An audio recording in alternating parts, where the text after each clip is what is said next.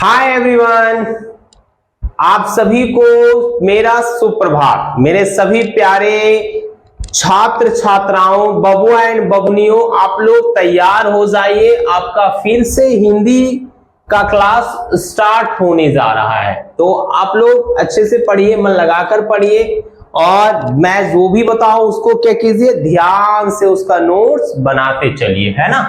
तो बबुआ, पिछले क्लास में हम लोग क्या पढ़ रहे थे? हम लोगों ने पिछले बीते हुए क्लासेस में क्या सब पढ़ा था? मैंने आपको बताया था शब्द के भेद। शब्द के भेद मैंने वहां आपको बताया था कि शब्द को हम चार आधार पर क्या करते हैं, वर्गीकृत करते हैं। मैंने बताया था कि सर्वप्रथम शब्द को हम अर्थ के आधार पर क्या करते हैं, तो बांटते हैं, है ना। अर्थ के आधार पर हम शब्द को कितने भागों में बांटते हैं, तो दो भागों में, एक सार्थक शब्द और दूसरा निरर्थक शब्द, जिसकी चर्चा मैं पिछले क्लास में कर चुका हूं। अब बबुआ एंड बबुनी लोग, हम लोग जानेंगे व्युत्पत्ति के आधार पर शब्द के भेद। तो मैं पिछले क्लास में यह भी बता चुका हूं कि व्युत्पत्ति के आधार पर शब्द के तीन भेद होते हैं।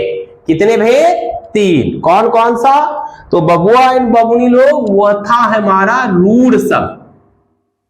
कौन सा शब्द? रूढ़ शब्द। पहला था रूढ़ शब्द, दूसरा था बाबू आपका यौगिक शब्द,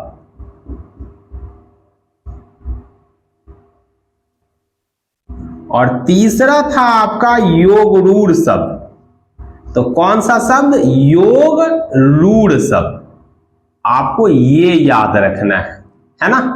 तो एक एक करके हम लोग क्या करेंगे, सबकी चर्चा करेंगे। यहां सबसे पहला हमें क्या लिखना है, तो बहुत सबसे पहले हमें लिखना है रूढ़ शब्द। कौन सा शब्द? रूढ़ शब्द।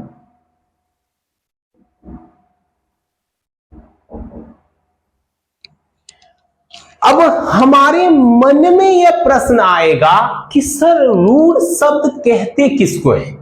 आपने तो कह दिया कि व्युत्पत्ति के आधार पर शब्द के मूल रूपेण तीन भेद। अभी अभी जो है 24, 25 और आज 26 तारीख को तीन प्रमुख परीक्षाओं का आयोजन हुआ। एक ही परीक्षा का आयोजन हुआ 3 दिन। पहले 2 दिन प्राइमरी स्कूल के शिक्षकों की बहाली के लिए, और जो 26 तारीख को यानी आज के दिन जो परीक्षा हुई वो हाई स्कूल वालों के लिए।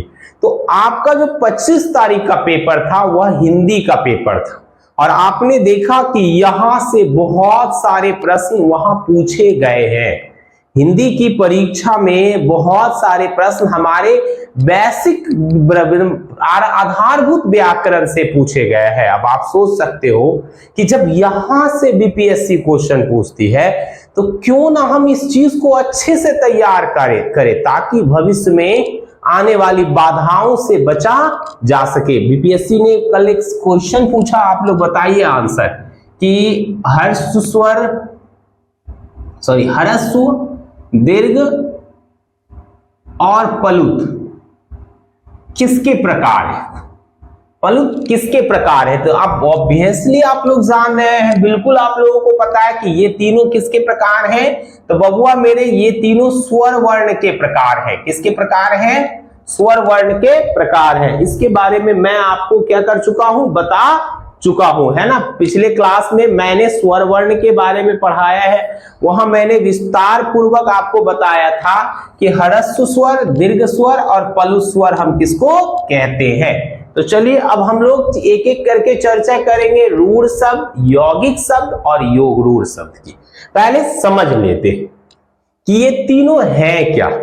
देखिए, सबसे पहले रूढ़ शब्द, वैसे शब्द जिसके टुकड़े या खंड करने पर किसी भी खंड का कोई अर्थ नहीं आता है। जैसे बबुआ मेरे, हम लोग लिखते हैं कल। क्या लिखते हैं? कल। अब क के टुकड़े और खंड करेंगे तो क्या आएगा? क और लौ, है ना। क्या आएगा? क और लौ। क्या इस क का कोई अर्थ है? तो बिल्कुल नहीं, है ना। हम इसको ऐसे भी लिख सकते हैं, क प्लस अल। इन दोनों में से तो किसी का कोई अर्थ है ही नहीं, ना क का कोई अर्थ है और ना लौ का या अल का कोई अर्थ है ना। तो ऐसे शब्दों को क्या कहा जाता है, तो बबुआ एंड बबुनी, ऐसे शब्दों को कहते हैं हम रूढ़ शब्द। तो मैं क्या लिख दूं रूढ़ शब्द की परिभाषा, वह शब्द जिसके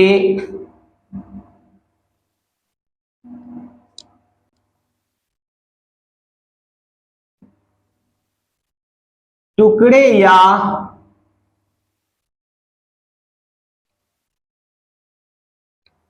या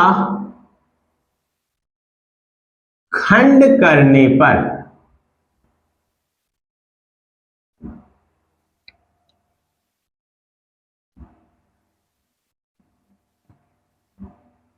किसी भी खंड का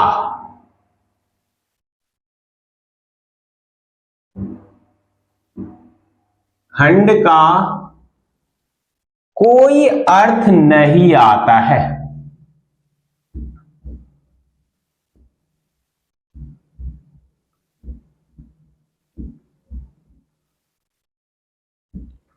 आता है तो उसे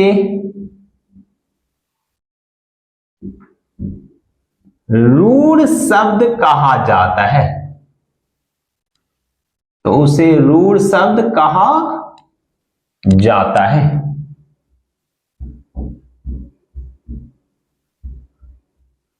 कौन सा शब्द कहा जाता है, रूढ़ शब्द। कौन सा शब्द, रूढ़ शब्द। अब उदाहरण के तौर पर हम ले सकते हैं,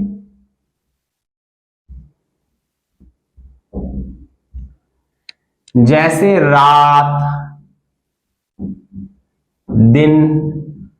ध्यान दीजिएगा, बबुआ और बबुनी लोग, थाली, लोटा, घर, नदी, कल, आग, अपना,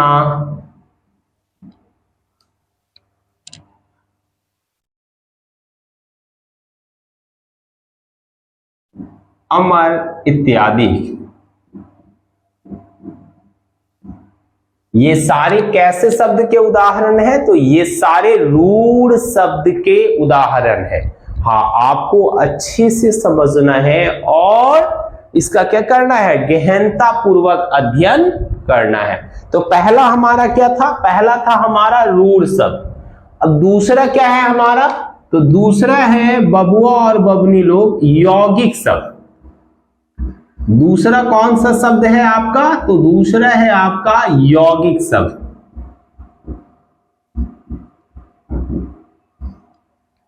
है ना। अब सवाल बनता है कि यौगिक शब्द किसको कहें, तो वैसे शब्द जिसके टुकड़े या खंड करने पर प्रत्येक खंड का कुछ अर्थ आता है ना, वैसे शब्दों को हम यौगिक शब्द कहते हैं। हाँ, एकदम अच्छे से पढ़ना है ना, तो भाई देख रहे हो ना ये बीपीएससी वाले शिक्षकों का हाल। बीपीएससी ऐसा सवाल पूछा है ना बीपीएससी ने कि अच्छे अच्छे लोगों की स्थिति बहुत खराब। बहुतों से, मैंने कम से कम 500 बच्चों से संपर्क किया। मैं स्वयं सेंटर्स पे गया था, बहुत सारी परीक्षा केंद्र पे मैं उपस्थित था। मैंने छात्रों से बात की, पता चला कि बहुत सारे बच्चे ऐसे हैं जो 120 प्रश्नों में 30 से 35 नंबर नहीं ला पा रहे। तो आपके साथ ऐसा नहीं हो, इसलिए यह आवश्यक है कि आप क्या करो, गहनता पूर्वक अध्ययन करो। ये हमारे जो अतुल सर है, जो हमारे वरिष्ठ सचिव है, उन्होंने भी ऐसा ही कहा है कि विद्यार्थियों को चाहिए कि वह किसी भी विषय वस्तु का गहराई से क्या करे, अध्ययन करे। वो ऊपर ऊपर की चीजों पर ध्यान न दे, बल्कि विस्तार पूर्वक इसका अध्ययन करे। तो क्या लिखूंगा मैं यहां यौगिक शब्द में, वह शब्द जिसके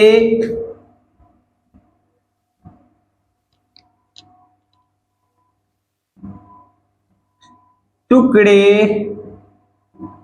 या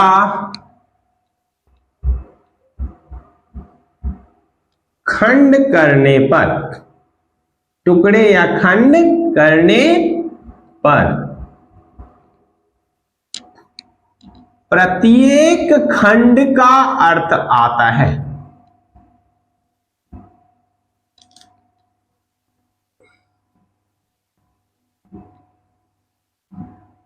अर्थ आता है,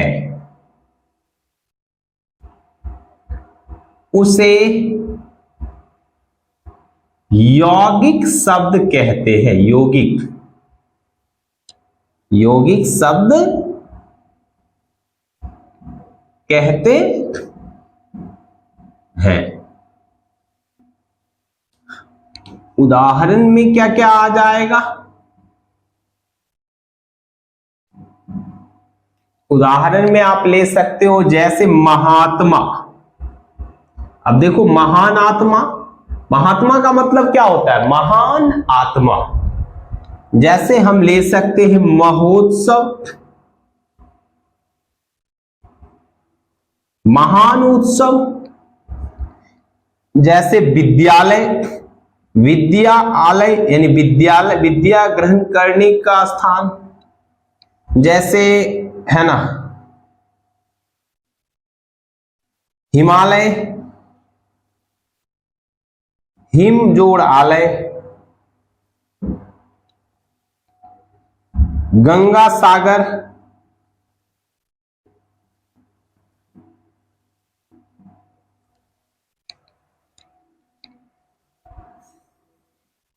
परमात्मा, परम जोड़ आत्मा।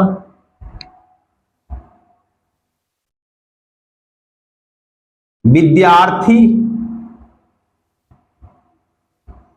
विद्या को ग्रहण करने वाला शरीर, विद्यार्थी।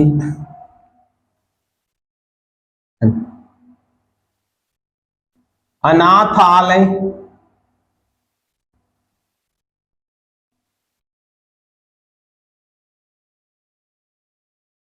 वृद्धाश्रम,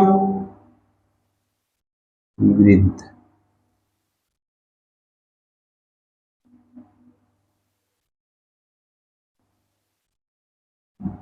इत्यादि।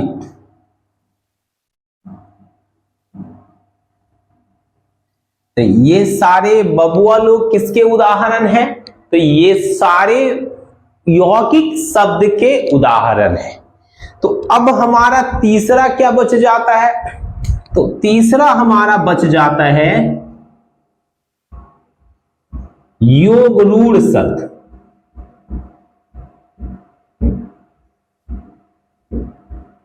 कैसा शब्द? योग रूढ़ शब्द। अब हमारे मन में बबुआ और बबुनी लोग एक प्रश्न आएगा ना, मेरे सभी प्यारे गीदड़ों, ढेना मीना, छैले पीले और बबुआ एंड बबुनी, आप सबके मन में यह प्रश्न आएगा फिर कि सर ये योग रूढ़ शब्द क्या है? कृपया इसे समझाएं। आप लोग यह भी सोचते होंगे कि सर जी को कैसे पता चल जाता है कि हमारे मन में यह प्रश्न आ रहा है? तो बबुआ, सर भी तो कभी छात्र थे। आज मैं गुरु हूं आपका, आज मैं आपका शिक्षक हूं। इसके पहले मैं स्वयं क्या था? तो एक छात्र था। मैंने ज्ञानार्जन किया, तभी तो इस ज्ञान को मैं आपके बीच क्या कर रहा हूं? दे रहा हूं, आपको प्रदान कर रहा हूं, है ना? तो योग रूढ़ शब्द किसको कहेंगे? तो वह यौगिक शब्द, देखिए मैं क्या कह रहा हूं, वह यौगिक शब्द जिसका सामान्य के साथ साथ कुछ विशिष्ट अर्थ आता हो। सुनिएगा, झोल है, एकदम भयानक यहां जाल लगा हुआ है, ना समझोगे तो ये दुनिया बहुत आगे निकल गई है बबुआ एंड बबुनी।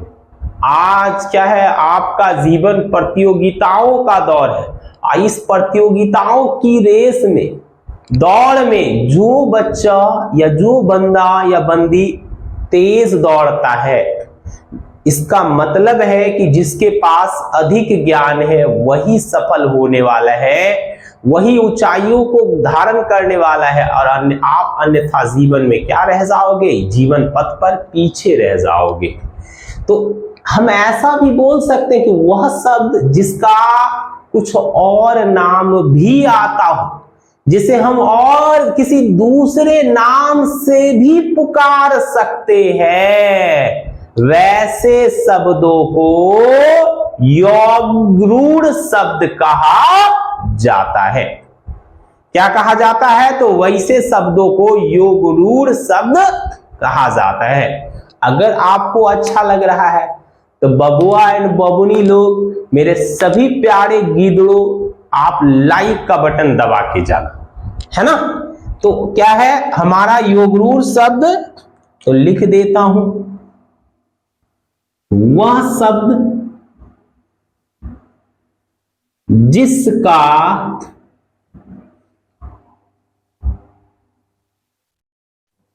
सामान्य के साथ साथ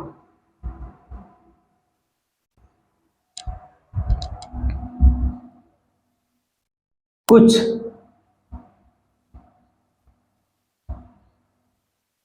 विशेष अर्थ आता है,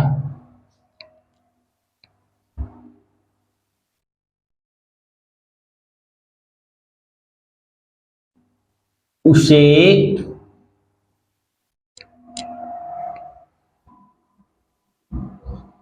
योगरूढ़ शब्द कहते हैं। उसे योगरूढ़ शब्द कहते हैं।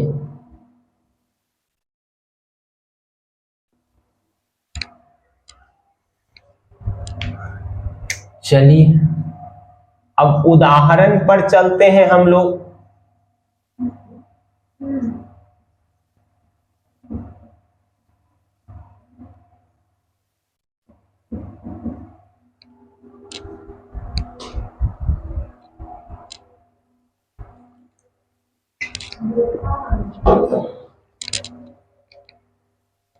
किस पर चलते हैं? उदाहरण पर। तो ये इसमें जितने भी शब्द होंगे सबसे पहले वह क्या होंगे? तो बबुआ और बबुनी लोग, इसमें जितने भी शब्द होंगे सबसे पहले वह यौगिक होंगे। क्या होंगे? तो यौगिक। क्या होंगे? यौगिक होंगे, है ना, यौगिक।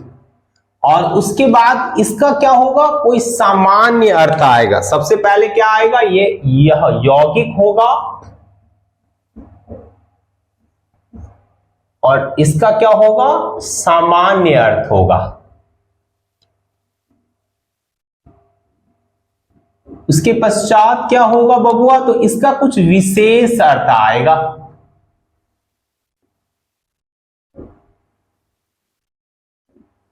चलिए ऐसे कुछ शब्दों के बारे में हम लोग जान लेते हैं, तब हमें स्वयं समझ में आ जाएगा कि हम योगरूढ़ शब्द में किन शब्दों का अध्ययन करने वाले हैं। तो बबुआ मेरा, जैसे हम लोग सबसे पहले ले लेते हैं पीतांबर।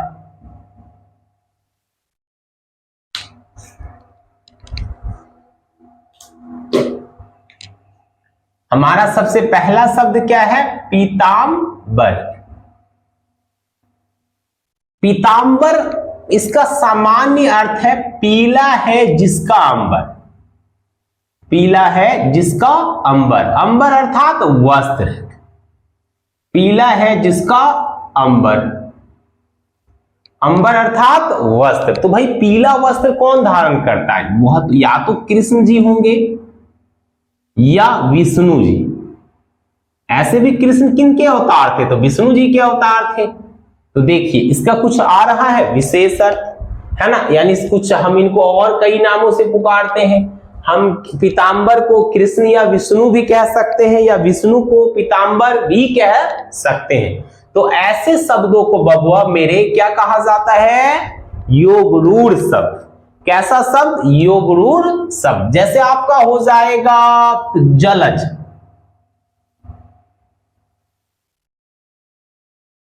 है ना। जलज किसको कहा जाता है? तो कीचड़ में जिसका जन्म हुआ, कीचड़ में जिसका जन्म हुआ हो, कीचड़ में जो जन्मा, कीचड़ में जो जन्मा। अब आप अनुभव करो कि कीचड़ में कौन जन्म लेता है? इसको कहते हैं हम लोग कमल। क्या कहते हैं? कमल, याद रखिएगा। इसके पश्चात जो अगला है हो सकता है आपका नीलकंठ। नीलकंठ, नीला है जिसका कंठ, नीला है जिसका कंठ, ये सामान्य अर्थ है। अब आप अनुभव कीजिए कि नीला कंठ किनका है? हाँ, जिन्होंने हलहलाते हुए विष का क्या कर लिया था? पान कर लिया था। जो ना विष समस्त संसार को विरक्त कर देता, समस्त संसार को जीवों से विरक्त कर देता। समुद्र मंथन के पश्चात समुद्र से उत्पन्न होने वाले उस विष को किन्होंने धारण कर लिया? किन्होंने उसका पान कर लिया? तो बबुआ वह थे हमारे भोले बाबा, जिनको हम कई नामों से जानते हैं। शंकर जी, महादेव, हर हर शंभू, है ना। तो अभी ऐसे भी सावन का महीना है, कहते हैं ना, सावन के पावन महीना में शंकर बाबा तो बहुत याद आवत आड़ो, है ना। तो चलिए नेक्स्ट क्या है? जैसे अगला है हमारा लंबोदर। लंबोदर, लंबा है जिसका उदर, उदर मतलब पेट, लंबा है जिसका उदर। याद रखिए ये कौन है ना। कहते हैं ना गणेश जी, ओ मेरे प्यारे गणेशा तुम साथ देना मेरा हमेशा, है ना। तो गणेश जी, इसके पश्चात और बहुत सारे शब्द हैं। जैसे आप लोगों ने सुना होगा दशानन, दशानन रावण हूं मैं, सुने हो ना। दशानन रावण हूं मैं। तो उस दशानन, दस है जिसके आनन, दस है जिसके आनन, आनन मतलब सिर। आप लिख सकते हो साइड में इसका मीनिंग, बगल में लिख लो, दस है जिसके आनन अर्थात सिर, सिर, है ना। कौन थे वह? लंकापति रावण, लंकापति रावण। दशानन इन्हीं का नाम था, है ना। तो ऐसे बहुत सारे शब्द आएंगे जो यौगिक है, लेकिन यौगिक के साथ साथ वह क्या है? तो योग रूढ़ शब्द है। तो आपको याद रखना है कि जिन शब्दों का सामान्य के साथ साथ कोई विशेष अर्थ आता हो, या जिसे किसी और नाम से भी जाना जाता हो, वैसे शब्दों को हम लोग योग रूढ़ शब्द कहते हैं। तो मुझे अनुभव है, या मुझे ऐसा प्रतीत हो रहा है कि आप लोगों को आज का सेशन अच्छा लगा होगा। अगर कोई दिक्कत हो, आपके द्वारा कोई सुझाव हो हिंदी व्याकरण के लिए, तो आप निश्चिततः दे सकते हैं। आपके सुझाव का मैं स्वागत करूंगा। तो इसी के साथ मैं आज अपनी वाणी को यही विराम देता हूं। आज की कक्षा में यही समाप्त करता हूं। फिर मिलते हैं आपसे अगले क्लास में। जय हिंद।